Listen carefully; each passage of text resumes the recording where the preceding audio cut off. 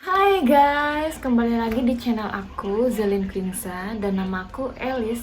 Jadi hari ini aku mau bikin look makeup yang kayak gini. Ini tuh seperti look Korean makeup kayak gitu. Makanya aku di sini nggak pakai bulu mata dan alis aku itu agak lurus gitu. Nah, kalian penasaran gimana aku dapetin look makeup yang kayak gini? Keep on watching.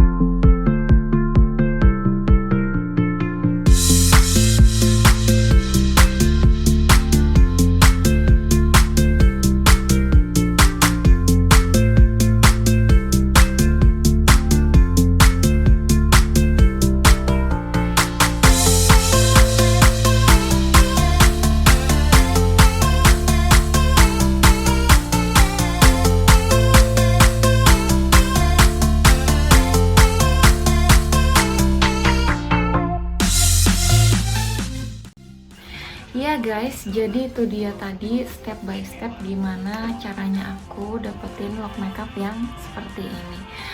Aku pengen tahu banget pendapat kalian gimana, apa kalian suka apa enggak, atau cocok di aku atau enggak.